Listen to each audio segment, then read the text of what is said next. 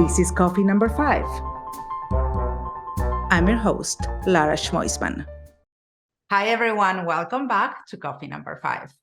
I always tell you that you can meet people in the most unusual situations and the most unexpected places. And this is what happened to our guest today. We were both under the rain in New York after an event, and we got talking. And today she's here. And actually, we've been collaborating quite a lot, and we were able to meet over the year or two since we met. And I'm so grateful for this connection. So welcome, Anna Mayo, or Mayo, right? Mayo. Okay, Mayo. I always have problems with last names. You guys know that about me. Welcome, and I'm so excited that you're here today because thanks for having me. I'm really excited to chat too. I know we had our fortuitous meeting in the rain, and then we've collaborated a bunch over the past year. So it's great to chat as always. Well, I'm so grateful for this because meeting you, I was able to be part of one of the mentors of Beauty Trailblazers in NielsenIQ, which is an incredible opportunity for any indie brand in the beauty industry. They have access to incredible data, but we'll get to that.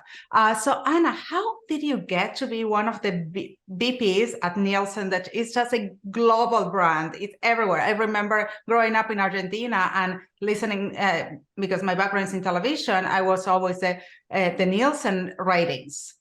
Mm-hmm. But today, Nielsen is so much more than that. Yeah, absolutely. So, and actually we split a few years ago. So the Nielsen ratings piece is a different company, and we are NielsenIQ. So we measure everything that's happening with the consumer. So where they're shopping, what they're buying, how much they're spending, what sort of channels that they're shopping in, focus specifically on that area in the CPG space. So yes, a lot of people know us for the ratings, but yes. that's not part of the business anymore. But yeah, so I've been with NielsenIQ for about 10 years now.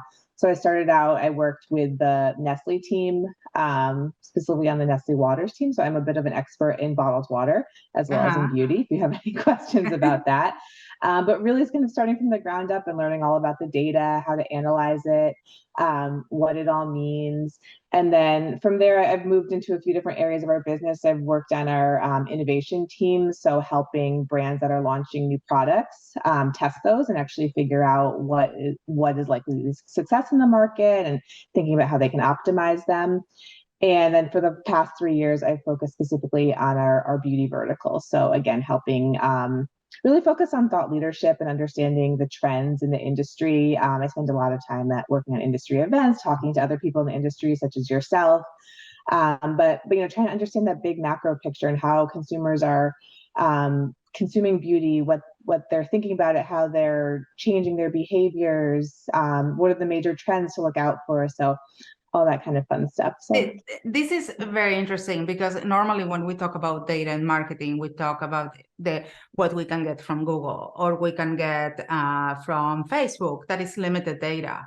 Having data from Nielsen is so much deeper than that, and it's really understand the behaviors. When we go to Google, probably we can see, okay, these people had to come so many times to buy the product, or we know that is between 45 and 65 years old, or it's a male or female. That's the basic data that we can get.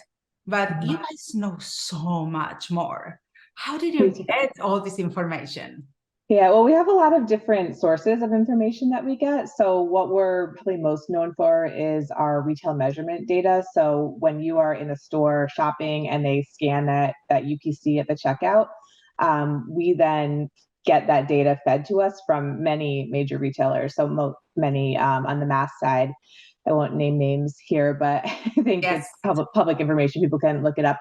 But then we take all that data in, and then we aggregate it into our databases, and we repackage it for our clients. So in the beauty world, these types of clients might buy everything that's going on in hair care and cosmetics and facial skincare. If you're in the beverage space, you would buy maybe bottled water and soda and juices. So then you have this huge database, and you can look at all the different brands and how they're performing and who's growing in market share, who's declining. You can look at things like promotion, pricing levels, what's happening in different regions around the country. So it really fuels the way that a lot of CPG companies run their business. On top of that, we also get online data. So we have different web scraping technology where we can actually look at what people are purchasing through their emails, and we're able to, add on that piece of what's happening in the online space. And then in beauty specifically, we have a what's called our Omni Shopper panel. So it's a panel of households that have opted in, and then we can also add on what they're purchasing at beauty specialty stores like Ulta and Sephora and department stores. And then we merge all that together, so we're able to see this full view of the beauty consumer, which is really exciting because we know that people are shopping all over the place, right? So you don't have a shopper anymore who's doing all their beauty shopping in a department store, right? They might make a few purchases there. They might make a few purchases at Target, some things on Amazon. So we can see that whole journey, which is so powerful. And that's really the most exciting thing about the data that we have. I was at an incredible event of the 360 in Los Angeles, and I was happening to having my lunch in a table with someone that from Nielsen, and he was telling me and explaining to me how they monitor the online purchases, because I say, how can you do that? Because you really don't know who. And he was maybe you can explain better the process than me, but people need to give you access to the email address that they actually purchase from. Exactly. And I am not the one to go probably into all the details there, but essentially that's right. So people are opting in through different apps and receipt gathering. Generally, they're getting some sort of either cash back or discount off of their purchases, but they're allowing us to scrape their email and give us access to their transactions. And then we aggregate all of this data up. So there's no personally identifiable data in anything that we collect. It's all just aggregated at a total level. And we would attach demographic information like age and area that you live and number of children, but we could never trace it back to an individual's purchases. That's good to know. Which is fascinating to me is the trending part. Because the part of research are facts that that it's happening, and this is the space that happens, and we report the data. But the trending space, it's a gut feeling too, many times. So how do you guys deal with this variable of not having all the data, but to understand that maybe in the future, this is something that is gonna grow? Yeah. So you mentioned Google search data earlier. One of the data pieces that we have access to is actually the search data that happens on e-commerce sites. So Amazon.com, Walmart.com, we can see what people are typing into the search bar there. So that's something that's really interesting for us to look in. I mean, recently we've seen a lot of things related to sustainability growing. So refillable, plastic free, we were talking a little about anti-aging earlier. We've actually seen that declining as a search term, right? But seeing things like for mature skin or for gray hair growing. So that gives us a little bit of indicators into what's coming. And then we also work with a lot of partners throughout the industry.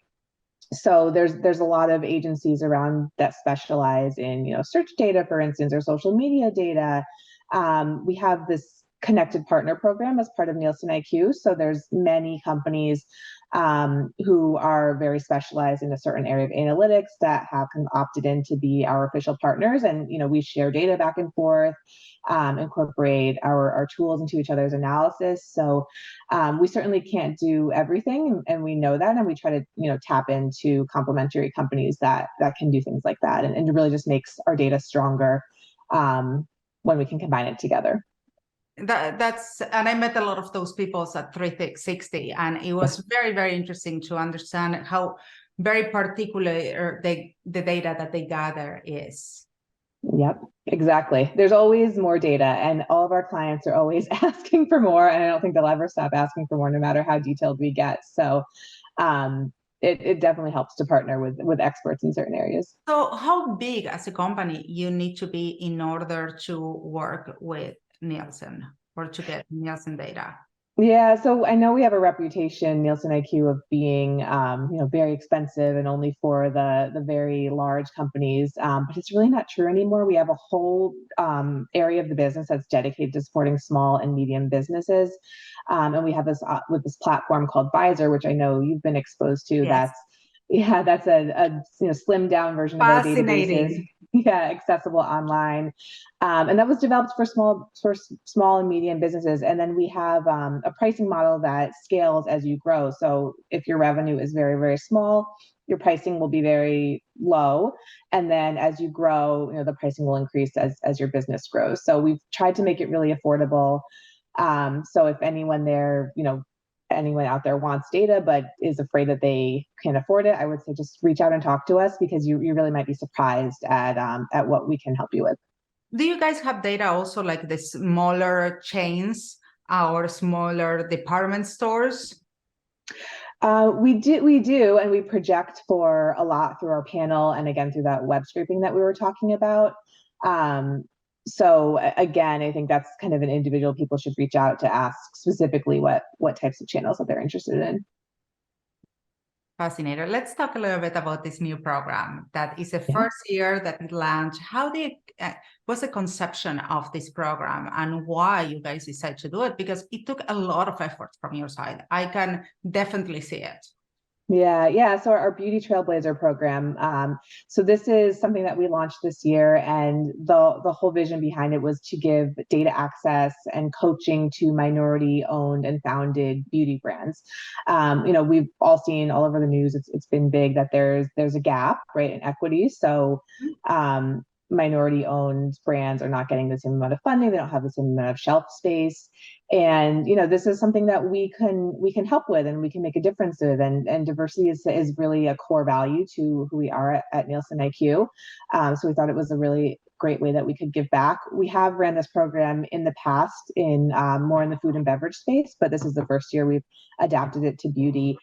So we've been really excited. We have 16 members of our class, and we have paired them all up with coaches like yourself, so and mentors to help them actually use the data. So the idea would be to have someone from the industry bring in their expertise and guidance, and then a coach to actually help them use that Visor platform and leverage the data. So we've seen some really great successes so far. We have there's a company called Mom Bomb. They actually just got into Whole Foods as part of their holiday set using the data that they were leveraging from our program, which is so excited, and we're so proud of them, and really excited to see what other successes come out of this. Yeah, those, I mean, I love those case studies, and that this was very lucky, very fortunate also because it was time-wise the right timing of the year. And this is a struggle for smaller companies. And sometimes you need to make yourself to be there at the right time. And that's what data is so important. And understand the data. This is something I talk to my clients many times, that there are cycles during the year, and they're peaks. And depends of your product, you need to understand who's your target audience. And it happened to me so many times that I talk to clients or prospective clients, and I've been doing this for a long time, you guys, and you know that. So there is a gut feeling there also, because I've seen a lot. Probably it happened also to Anna, but sometimes I talk to people come and tell me my target audience is this, and there's a part of me that is questioning that. I say, why you think that that's your target audience? Because that's you, that's your friend, that's your community that you got to buy a few hundred of this, or because you have data that is really telling you that this is the people who needs your products. Because any product out there, you need to fulfill a need. Yeah. No, I mean, it's a great point. I mean, we're not always, we find founders are not always super tuned into who's going to be their exact target market. We also, see that we work with retailers constantly, and retailers, those businesses are run on data, right? You need to have the data to sell in. You need to have the data to justify why you deserve to stay in or to get more shelf space. And so especially for small brands, it can be really at a disadvantage by not having that information. And not being able to craft their own story to the retailers about why they deserve to be there. So I think that's been a big benefit to our Trailblazers as well. That's how can they use data to convince retail that you're the right product for your space? Yeah, well, there's a lot of chips and tricks to that, which is what why we've set up the Trailblazers with the coaches, because there's a bit of a learning, but there's a couple key metrics you can look at. I mean, sales velocity is always really important. How fast are you actually moving off the shelf? Incrementality is really important to retailers. So are you bringing in a new customer versus just kind of stealing customers from another brand? Are you helping That's to an grow the important point, very important point. Yeah. And because they don't want maybe a brand that is not going to work so well to steal customers of a brand that is showing that velocity. Yeah, we always use the milk example. So if you have whole milk and 1% milk, they might just swap in between. But if you bring in strawberry milk, that can bring in a whole different customer. Exactly. So because this is a question that comes to me all the time from new brands saying how they want to get into retail. And I say, first of all, you need to get retail ready. Yes. That's my word. What means retail ready to you? Yeah, I think you need to first have enough inventory, right? And have enough funding to be able to actually produce all that inventory. I know a lot of retailers they have a longer pay cycle too, right? So you need to be funded to be able to wait the time between when you actually ship before you actually get paid. But let's remember, first of all, when you're going into retail, they're going to be big quantities probably that you might have returns. So you need to prepare for yourself for that as well. But also, you're not going to be selling it at the same price that you're going to be selling it D2C. Exactly. Yeah. So exactly. your margins will be very different. They could be. Absolutely. And I think the good thing is a lot of retailers have started programs, right, to help indie brands scale and to grow in a manageable way that they can achieve without getting into too much trouble. So I think that's been a big help that's changed in the retail world. I think the other thing is that you really don't have that much time to prove yourself when you get into retail. If you're not selling within the first 6 months, year, I love that you say that, because people think that when they get into retail, that's it. They need to stop working. And it's actually when you need to start putting so much work, and that's when you need to pump up your brand awareness and everything, because once you get that little space in the shelf, you want to keep it. Yeah, it's so crucial. That's the time to amp up your promotions, amp up your advertising, your marketing, whatever you're doing. Because if you don't prove yourself, you're not going to get a second chance. I mean, these retailers work by the numbers. Yes. And also be aware that even when a retailer gets you, it's not get you for all their stores, probably. No, probably not. They're going to You probably don't want to be in all the stores, because honestly, that's a lot of inventory to fulfill. But I think that's another great point where data can help you, is getting in those stores where you have the best chance of success. We have tools that can actually look at the demographics of your product versus the demographics of individual stores. And so say if a retailer says you'll be in 400 stores, you could actually figure out which 400 are going to be the best match to your target audience and set yourself up for success. And that's a good thing, actually, because not all the demographics in each area is going to be good for your product. And again, they have that data, so they can. They know.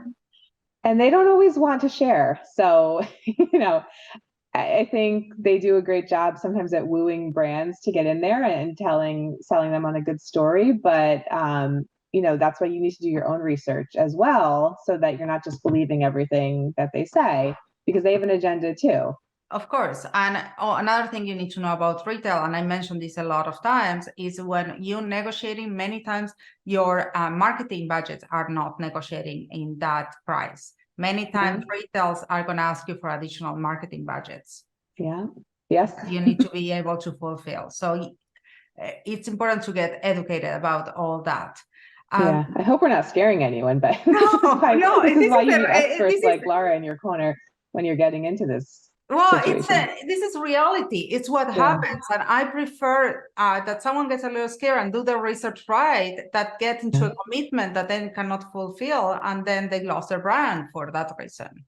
Yeah, absolutely. I agree. What do you need to do in order to me, always is the tech.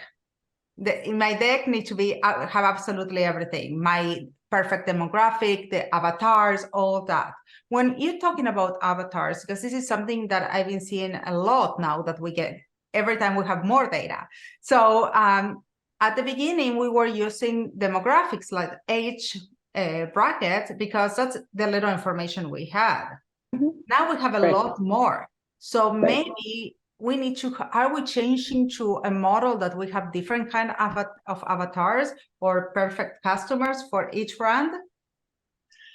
I think you can always get as detailed and specific as you want, but the problem is you're just going to keep shrinking that pie, right? And they're going to be harder to find and they're going to be more expensive to find. So I know, you can use Meta to find that 35-year-old mom making $200,000 a year with 5 kids, but how many of them really are there, right? And you just have to be aware that your costs are gonna go up the more specific you get. So I think it is a bit of a balance between staying broad enough that your marketing can be effective and specific enough that you're appealing to that market. I think the other thing about when you really figure out your avatar is making sure your product is really what they need and it really works for them, because you need that buy-in from that core group to really advocate for your brand and your products if you want to see the success kind of spread. If your core target is not absolutely in love with your product, it's going to be really hard to expand beyond them. Definitely you need social proof. Yeah. For your product. And that's something that you're going to get it from reviews, you're going to get it from social media. And I always recommend to have marketing tactics to encourage to have that. Yeah, absolutely. How do you have any information on how much, how important is for people to see this social proof in order to purchase? Ooh, I don't have any numbers on it, but I think anecdotally, just look at the power of social media and TikTok, right? That's all driven by social proof, right? You see somebody who you relate to or that you admire, and they're using a product, and they're saying it works for them, and then people are purchasing it, and there's no doubt that social media is a huge driver of sales. So, yeah, I think it's probably will just become more and more important too as we're using less mainstream media and focus more on social media and more personalized media. Since I started working in digital, I always work thinking about an ecosystem. And in the last few years, I realized that there's a new planet here, and it's called marketplaces. Yes. It's huge because a lot of people, I see it, for example, if you do in Meta an ad, a lot of people are going to go and buy it in Amazon or Google it. Yeah. And so how this affect this new planet, the data and the information? How much did it affect the retail? Yeah, Amazon 3P marketplaces are for beauty is selling comparable to 1P or maybe even a little bit. I don't remember the numbers off the top of my head, but it's enormous. So and as a brand, you need to also be aware of that your product might be being sold, by non-authorized sellers. Oh yeah, that happens. Yeah, and it's a big, the quality, you're not in charge of the quality anymore, right? So I think you really need to be aware of where your brand is selling. And, if you are in a third-party marketplace and it's not you controlling it, thinking about strategies around how to manage that are really important, because the last thing you want to do is put the quality of your brand into someone else's hands. Well, the thing is also the quality. We know that if you put in PPC, there are people that they buy everything at Amazon or at Walmart. So they're going to go and do their search there. Yeah, exactly. And and I think that's great. I think it gives a lot of brands a lot of access to customers that they never would have before, but you still do need to, there still is the algorithm and the search results that you're dealing with when you're selling on those sites. So it's more than just getting your product listed, right? You have to get the average so much work. It's so much work. But I think it's important to know and always to be researching where your product sells. I've seen this too many times that people are buying, even when you have sales in other places, mostly when you're in retail, they sell your product and then they put it in Amazon if you're not there. Yeah, So, exactly. but a lot of brands also think that they make their product look cheaper if you put it on marketplaces. What's your take on that? I don't know. I think it's a little bit of an outdated notion personally. I think Amazon has such broad appeal now and people are used to finding whatever they want there. I think you're honestly probably more at risk of annoying people by not being available on Amazon. And then again, I've seen cases where I might look for a product on Amazon and maybe it's like $13. I'm like, that seems really high. So then I'll search on Target and it's $7. So you know that somebody, bought it and is marking it up because it wasn't already listed on Amazon. So I think you also run the risk of kind of upsetting people with pricing inadvertently because you're letting someone else set your pricing for you. Well, I've seen also these, there are a lot of people that they wholesale in Amazon. And that's something I always tell my brands to be very careful if they want to go to an Amazon, because then you cannot control pricing on your product. Yeah. Yep. Exactly. And then that will upset your retail partners also. Yeah. Exactly. No, it's a minefield out there, but I mean, it is where the shoppers are, right? And Amazon is growing very quickly, especially in beauty, continuing to grow. People love the convenience. It's easy. You can find most things that you're looking for. So I would not, if brands are, I would not be ignoring it. Would be my advice for brands. That's my recommendation too. We're very aligned in that. Okay, my last question before I go. On AI, because that's a conversation right now. How is the AI affecting data? Yeah, we are or benefiting data, maybe. Yeah, we have a lot of AI-enabled tools. I'm not the best one to give all the details on it, but I know we use AI for things like product coding. So, I was talking about every time you scan a product at the scanner, we put that into our database, but we actually have to take all of those labels and take every single claim that's off there. So we need to know the size of the packaging, the ingredients that are in the packaging, the brand name. So we have AI helping with that, certainly. And then we also have lots of online analytics tools that are also AI enabled. So we have tools that are kind of scraping Amazon a few times an hour to understand what the pricing is and the rankings of different products. And those are going into models that our clients are using to optimize their digital shelves. And you think, can we trust that all this information in AI is accurate? Yeah, I mean, I know we have at NielsenIQ, we have a team of data scientists working on that and vetting that out. So I feel comfortable as a personal level. I've been experimenting a little bit with Google Bard and ChatGPT just as I'm doing research for different reports that I'm writing. And honestly, I see probably that like half the information that comes back is just wrong. So it's old because they only it's old. Have until certain time. So you need to be careful. You need to think critically about the information that you're getting back and not just accepting it at face value. Absolutely. I believe that we need to be always moving forward, and the AI tools is there. And if you don't start using them, you're going to be lagging. So you need to do it, but also you need to have common sense of how you use these tools. Absolutely. Yeah, really just like everything. I also am really enjoying, have you seen people can get an AI headshot? Some of those are really funny. Yes, that's fun. That was fun. I have to say, I got my picture at 50 that I'm turning soon, and I wasn't happy with the results. So there's still room to improve, or I look amazing. Yeah. Well, Anna, thank you so much for being here today. This was a wonderful chat, and I'm sure that you guys got a lot of information. We really hope that we didn't scare you. We really encourage you, but to use more information and to keep asking for information and data, because that's the only way to keep growing. Yeah. Thanks so much for having me. This was fun. And again, to you, I see you next week with more coffee number 5.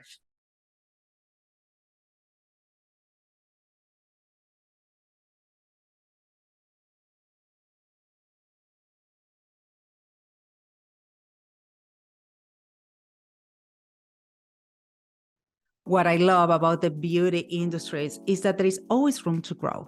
I love to learn more about innovation, possibilities of investment, and partnerships across the industries. If you want to learn more, join me at Beauty Connect this November 6 to 8 in Los Angeles.